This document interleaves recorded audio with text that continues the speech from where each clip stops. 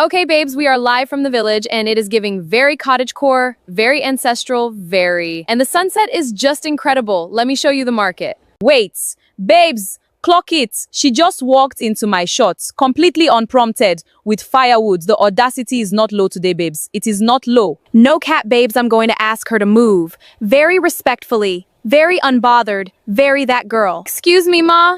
This is not the vibe. Can you slay somewhere else, please? Babes, she is not moving. She is standing there with her dirty firewood like she pays rent on this road. The delusion is sending me. Okay, babes, we are moving her. Manually. Manually!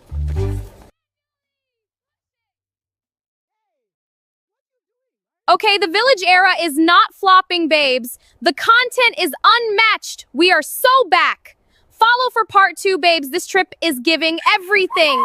She had 2.3 million followers. She pushed an old woman on live and called it content. The comments loved it. The old woman said nothing. She did not need to. 3 days later, Kamsi did not post. In a world that rewards the loudest voice, sometimes it takes an ancient silence to teach you who you really are. There is a saying among the Igbo people that a child who does not know where the rain began to beat her cannot know where it stopped. But Kamsi had never been interested in such sayings. Proverbs, she often told her followers, were what people invented before the internet existed to tell them what to think. Her real name was Chiamaka Nwosu. God is beautiful. And she had decided, somewhere around her 100,000th follower, that the name was prophetic. By the time she boarded the bus headed southeast towards Uzonunu village, she had 2.3 million followers, a skincare partnership that paid her rent twice over, and the absolute unshakable conviction that the world owed her its full attention. She sat in the front row. She had paid the driver extra to ensure it. This road, she said, filming herself against the dusty window, is genuinely unacceptable. She laughed, that bright, practiced laugh her followers adored, and tilted the phone so her face caught the light perfectly. Rural adventure era. Loading. Follow for the journey, babes. She posted it before the bus had even stopped. Uzonunu was a village that did not hurry. It walked slowly, moved through its days the way a river moves, purposeful, unhurried, without announcing itself. Mango trees lined the main path. Children chased each other through open compounds. Old men gathered under the obi tree, discussing nothing urgent, which was to say everything that mattered. Into all of this, Kamsi arrived. She stepped off the bus in cream cord sets and white sneakers, ring light in one hand, phone already live in the other. Okay, we are here, babes. Uzonunu village, my mother's hometown. Can you imagine she grew up here? It's giving very raw, very unfiltered. Actually kind of cute if you don't have to live here. Her Auntie Ngozi stood waiting at the roadside. A round-faced woman with kind eyes and a wrapper tied neatly around her waist. Kamsi Nwam, you're here, thank God. Let me look at you. Kamsi, stepping into a brief hug, already pulling back. Auntie, can you stand more to the left? The light is better there. Actually, never mind, I'll get you later. Is there running water? Auntie Ngozi, still smiling. There is. Come, let me carry one of your bags. I have a system. She walked ahead. Auntie Ngozi followed, carrying her own wrapper and her patience in equal measure. By mid-afternoon, Kamsi had decided that Uzonunu was not delivering the content she had imagined. The compound was clean but plain. The Wi-Fi arrived in weak, insulting pulses. Children from the neighboring compound kept drifting close, drawn by the camera, their bright faces appearing uninvited at the edges of her shots. She was arranging herself for a golden hour aesthetic video. 6 years old at most, wandered directly into her frame and stopped. He stared at his own reflection in her phone lens with pure, uncomplicated delight. Hey, move. You're in my shot. The boy did not move. He leaned slightly closer to the lens, fascinated. Kamsi, stepping toward him, waving her hand sharply near his face. I said move. Where is your mother? Somebody come and get this child, I am walking. The boy flinched. His lip trembled. An older girl hurried over and pulled him away by the wrist, looking briefly at Kamsi with wide, uncertain eyes before retreating around the compound wall. Kamsi pressed record again. Sorry, babes, a random child wandered in. Not the content we're curating today. Okay, Golden Hour Village Edition. 20 minutes later, it was a goat. A young, sandy-colored goat ambled around the fence, considered Kamsi with its sideways eyes and stepped into her shot to graze at the red earth near her feet. Kamsi looked at the goat. The goat looked at Kamsi. A woman washing clothes nearby, Mama Chidera, looked up from her basin. Are you serious right now? She kicked it. A firm, deliberate kick to the animal's flank. It stumbled sideways with a startled bleat, recovered its dignity, and trotted away. Mama Chidera standing slowly, voice flat. That goat offended you? Kamsi, not looking up from her phone. It was in my shot. It is an animal. It does not know your shot. Neither do some people. She smiled at her camera. 400 people were watching live. The comments approved. Mama Chidera said nothing more. She sat back down and continued washing. But her hands had slowed and her eyes stayed on Kamsi longer than before. It was at the hour when the sun turns everything copper and amber that the old woman appeared. Kamsi had found the perfect stretch of path at the edge of the village. Red earth glowing in late light, tall grasses burning gold on either side, evening birds threading sound through the air. She was 10 minutes into her live stream. The comments flooded, the numbers climbed. This was the shot. She did not hear the footsteps at first. When she turned to reposition, the old woman was simply there. Moving slowly along the path, a bundle of firewood balanced on her head with the quiet mastery of a lifetime. She was ancient the way certain trees are ancient, not diminished by age, but deepened by it. Her wrapper was faded, but her bearing was not. Her feet were bare. Her eyes, when they met Kamsi's, were very still and very clear. She walked as though she had been walking this path since before the path had a name. And she was heading directly into Kamsi's frame. Ah! Stop. Are you blind? Can you not see I'm recording? The old woman halted. She looked at the phone, then at Kamsi. I come here every evening. This is my place. Kamsi turning straight to camera, panning it directly at the old woman's face without asking. Babes, are you seeing this? Look at her. She just walked into my shot like she owns the entire road. Firewood, ash, smoky wrapper, the full package. Ma, I don't need your life story. I need you to move. I have walked this path since before you were Claire. Since before I was what? Born? Wonderful. Congratulations. Some of us have actual work to do, work that pays. You're standing there with your dirty firewood ruining my content. Do you even understand what that means? She did not wait for an answer. She stepped forward, grabbed the old woman's shoulder, and pushed her firmly off the path and onto the grass, the way one moves a chair that has been placed inconveniently. The firewood bundle fell off the old woman's head and she landed on the ground. She sat on the ground with her firewood scattered on the ground, and she looked at Kamsi. Not with anger, not with tears, with the deep, still patience of someone who understands everything she's seeing, down to its very roots. Okay, we are so back! Sorry, babe, zero awareness, some people. Anyway. The comments flooded with laughing emojis. The numbers climbed. Kamsi smiled at her screen. She did not notice that the evening birds had gone completely silent. She did not feel the warmth drain from the air, not like a cloud passing, but like something decided. And she did not see the old woman stop at the bend in the path and turn and look back at her one final time, not with patience, with recognition. The look of someone who has seen exactly what lives inside a person and has already set in motion exactly what it will cost her. Kamsi did not sleep well that night. She told herself it was the unfamiliar sounds, the crickets too loud, the ceiling fan too slow, the darkness outside too complete and unlit by anything electric. She told herself it was the mattress, the heat, the absence of her silk pillowcase. She told herself many things because the alternative, that something was wrong, was not a thought she had room for. But the dreams came anyway. She stood in the middle of a wide, dark field. No sky above her, no ground she could see beneath her feet. Just a vast, breathless darkness.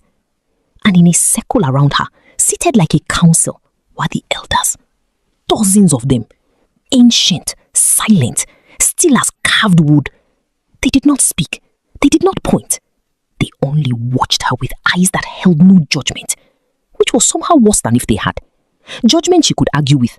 This patient, total seeing she had no defense against. She woke up gasping at 4 a.m., heart hammering. She reached for her phone. The screen showed her reflection before it fully lit, and for just a moment, in the dark glass, she did not recognize the face looking back at her. By morning, she had convinced herself it was nothing. She sat before her travel mirror with her full routine arranged neatly before her. Serums, primers, setting sprays, the works, and began her process with the focused confidence of a surgeon. But something was off. Her skin, which had never once betrayed her, looked dull in a way that foundation would not fix. Not tired, dull, as though the light that usually lived just beneath its surface had been turned down slightly overnight. She applied more. She blended harder. She changed the angle of her ring light twice. Still. What is this? She posted her morning routine video anyway, heavily filtered, shorter than usual. The comments noticed immediately. You okay, babe? Your skin looks a bit off today. Are you sick? What happened to your glow? She closed the app. The itching started before noon. It began at her wrists. A faint crawling sensation beneath the skin, like something restless. She scratched absently and ignored it. But by afternoon, it had spread to her arms, her collarbone, the back of her neck. Not on the surface, beneath it. As though her own blood had grown irritable inside her. She snapped at Auntie Ngozi over lunch. Something small, something unnecessary. And the itching flared so suddenly and so sharply that she hissed and grabbed her own arm. What is it? Nothing. Mosquito bite or something. Come see. I said it's nothing, Auntie. Auntie Ngozi said nothing more. But she watched. That evening, Kamsi tried to go live. She set up on the compound veranda, good light, clean background. She had learned her lesson about the path. She smiled at the camera, greeted her audience, launched into her usual energy. But within minutes, the comments shifted. Wait, is this the girl that pushed the old woman yesterday? Someone had reposted the clip. Then another. And another. The original stream, the moment she had grabbed the old woman's shoulder, the firewood lurching, her laughing voice. All of it spreading now, context-free and damning, across platforms she could not control. This is disgusting. She pushed an elderly woman for a video. Who raised her? I'm unfollowing. My viewer count, usually climbing, was falling. She ended the stream with shaking hands. She saw the old woman for the first time in the mirror that night. She was removing her makeup, already rattled, already exhausted, when she glanced up and saw, in the reflection behind her own face, the figure of the old woman standing in the doorway of the room. She spun around. The doorway was empty. She stood there for a long moment, her breath shallow, cotton pad still in hand. Then she turned back to the mirror slowly, and there was only her own face, looking back, dull, frightened, unrecognizable. She did not sleep at all that second night. By the third day, Auntie Ngozi had seen enough. She had watched her niece jump at shadows, scratch at skin that showed no mark, stare at mirrors too long and then look away too fast. She had heard her cry quietly in the night. Kamsi, who never cried, who had built an entire identity on being untouchable. She came and sat beside her on the edge of the bed in the early morning quiet. Auntie Ngozi, gently. Tell me what you did on that path. A long silence. Kamsi, not looking at her. I was filming. An old woman walked into my shot. I moved her. That's all. What did she look like? Kamsi described her. The bare feet, the faded wrapper, the firewood, the stillness of her eyes. Auntie Ngozi's face changed. Not with panic, with recognition. The slow, settling recognition of someone who has just understood something they were hoping not to understand. Chim Egbuom. My God. Auntie, what? Who is she? Auntie Ngozi stood up, straightened her wrapper, and looked at her niece with the kind of love that does not soften the truth. Get dressed. We are going to see someone before this goes further than it already has. They left before the village woke up. Auntie Ngozi did not explain where they were going. She simply tied her wrapper in the dark, picked up a small cloth bag she had prepared the night before, and walked. Kamsi followed.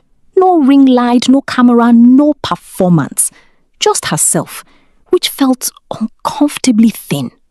The path took them away from the compound, past the obi tree, past the last row of houses, and into the tree line where the forest began to breathe.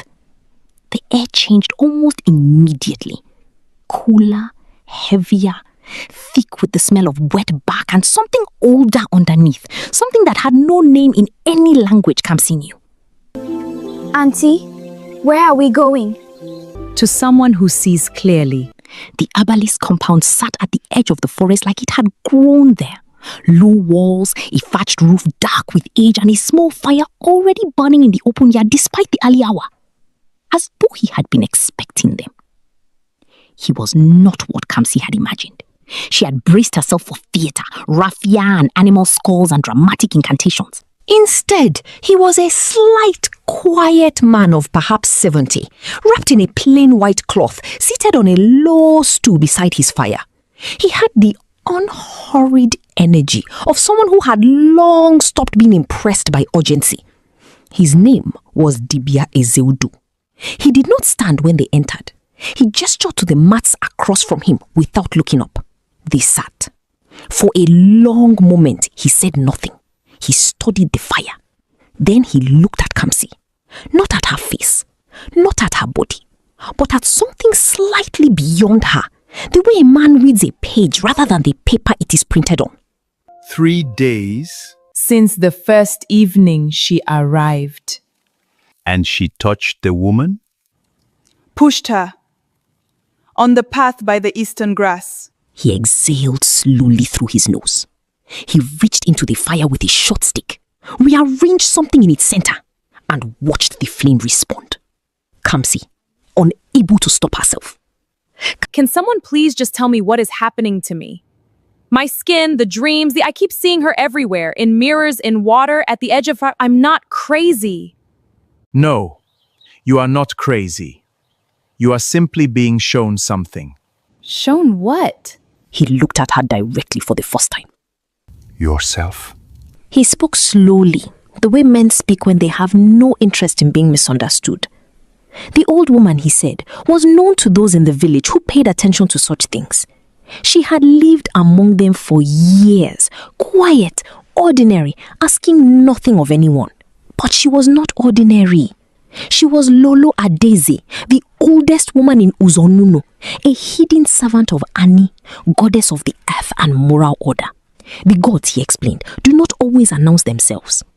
They move among people in plain wrappers and bare feet, in the form of beggars, elders, wandering strangers, watching, testing, weighing. Not because they need to know what is in a person's heart, but because sometimes a person needs to reveal it to themselves and to the world. What you did on that path was not simply rude. You laid your hand on a divine messenger. You humiliated her before an audience, and you felt nothing. A long silence. Kamsi, quietly. I didn't know who she was. That is precisely the point. He told her what the suffering meant, each piece of it deliberate, each piece instructive. The fading beauty was not punishment for vanity. It was a mirror, showing her that what she had built her entire identity upon could be taken in a single night, so that she might understand what it felt like to be seen as less than you are. The itching beneath the skin was her own spirit in revolt. Something inside her that still knew right from wrong, fighting to be heard above the noise of her pride. The dreams of the silent elders were not a haunting, they were a court, and the case was still open. And seeing her everywhere? She's not following you. You are following her because some part of you already knows what wind is pulling you toward it, you are ready or not. He reached beside his stool and placed 3 objects on the mat between them. A white feather, a small clay bowl of water, and a bitter kola nut. He did not explain them. He looked at Kamsi. There is only one way through this. You must find Lolo Adaize. You must go to her not as an influencer with an apology that plays well for an audience. You must go as a human being who has done wrong to another human being. If she hears anything in your words that is not true, she will know. And what is upon you now will deepen. And if she forgives me, Then it ends, and you will be returned to yourself. But you will not be the same self. That one is already gone. On the walk back, Kamsi said nothing for a long time. The sun had risen fully now. The village was awake. The sound of pesos, of children, of mourning. All the ordinary life she had arrived here to use as content. She looked at it differently now. She could not have explained how, only that it looked somehow realer than it had before. Kamsi stopped on the path, not looking at her auntie. What if she refuses to see me? Auntie Ngozi took her hand, held it firmly, the way she must have held her mother's hand once, long ago. Then we kneel at her door until she does. They found Lolo Adeze's compound at the far edge of the village where the path narrowed and the mango trees grew closest together, their branches Interlocking overhead like the fingers of praying hands. It was a small compound, swept clean, a clay pot of water by the door, a single white cloth drying on the fence. Quiet, in the way that certain places are quiet, not because nothing lives there, but because whatever lives there has long outgrown the need for noise. Kamsi stood at the entrance and could not move her feet. Auntie, I can't. you can. What if she... Kamsi, you have been performing your whole life. I'm not asking you to perform. I'm asking you to be honest. That is all. Just be honest. Lolo Adeze was seated outside her door, on a low wooden stool, sorting dried herbs into small piles on a raffia tray, as though she had nowhere else to be, and no interest in being anywhere else. She did not look up when they entered the compound. She sorted her herbs. She hummed something low and tuneless under her breath. She looked, in the full light of morning, even older than Kamsi remembered, and even more unafraid. Auntie Ngozi knelt immediately at the entrance, pressing both knees to the swept earth, her hands clasped before her. Lolo, good morning. I come with my sister's daughter. I come with shame and I come with hope. And I beg your eyes to fall on us this morning. A long silence. Lolo Adeze's hands stilled over her herbs. Then she looked up, and her eyes found Kamsi, and Kamsi felt it like a hand pressed flat against her chest. That same look from the path. That same total patient scene. Except now there was nowhere to turn away to. No camera to hide behind. No audience to perform recovery for. Just the old woman's eyes. And Kamsi's own unbearable reflection in them. Kamsi's knees hit the ground before she had decided to kneel. She had planned words on the walkover. Careful, structured words. An apology with a beginning, middle, and end. Something sincere, but composed. Something that showed growth without dissolving into mess. Every word left her the moment she opened her mouth. What came out instead was not an apology. It was a confession. Raw and unordered and punctuated with tears. She had not cried since she was a child. Since before the followers, before the brand deals, before she had learned to make grief look good on camera. I was cruel to you. I put my hands on you. I called you dirty. I pointed my camera at your face like you were nothing. Like you existed to either serve my content or get out of my way. I have been treating people like that for a long time. Not just you, that child, the goat. My own auntie who came to the roadside to welcome me, and I didn't even really look at her. I don't know when I became this person. I don't know how I let myself become her, but I am so sorry. I am so deeply sorry. Not because I am suffering. I know I deserve the suffering, but because what I did to you was wrong. It was wrong before any consequence came. And I knew it was wrong and I laughed anyway. The compound was completely silent. Somewhere in the mango trees above, a single bird resumed singing, small and clear, as though it had been waiting for a pause in something. Lolo Adeze looked at her for a long time. Then she looked at Auntie Ngozi, still kneeling, still silent, tears running quietly down her own face. The old woman set down her herbs. She rose from her stool, slowly, with the careful dignity of great age, and she walked where Kamsi knelt with her forehead still pressed to the earth. She stood over her, and then she placed one hand, light as a leaf, on the top of Kamsi's head. Lift your face, Nuama. Kamsi lifted her face. It was wet and swollen and utterly unfiltered. She made no effort to fix it. I have been on this earth long enough to know the difference between a person who is sorry because they are suffering and a person who is sorry because they have seen themselves clearly. You have seen yourself. Yes. She lowered herself back onto her stool, unhurried, and folded her hands in her lap. I forgive you. Not because what you did was small, it was not small, but because forgiveness is not a gift I give to you. It is a thing I do for the order of the world, which must be kept. But I will leave you with this, and I want you to carry it every day for the rest of your life. She looked at Kamsi with those still, clear eyes. Respect is not given because you know who someone is. It is given because you do not. Kamsi woke the next morning to sunlight falling warm and specific across her face. She lay still for a moment, feeling her own skin, and it was there again. That quiet warmth beneath the surface. That sense of being inhabited by herself. The itching was gone. The tightness was gone. When she sat up and looked in the small mirror on the wall, her face looked back at her. Fully, clearly, with that light restored. But it was not the first thing she reached for. She sat on the edge of the bed in the early quiet of the compound and she listened to the village wake up. The pestle, the children, the goats, the low greetings of neighbors passing on the path. And for the first time since she had arrived, she did not think about how any of it would look on camera. She simply listened and found, to her own great surprise, that it was enough. In the weeks that followed, Kamsi did not leave Uzonunu. She had intended to stay 5 days. She stayed for 6 weeks. She helped Auntie Ngozi in the kitchen and learned, slowly and badly, how to tie a wrapper properly. She apologized to the small boy she had snapped at, crouching to his level, looking him in the eye, saying sorry in a way that cost her something. She learned the boy's name was Tobena, that he was 5 and that he wanted to be a pilot. She apologized to Mama Chidera for what she had said over the goat.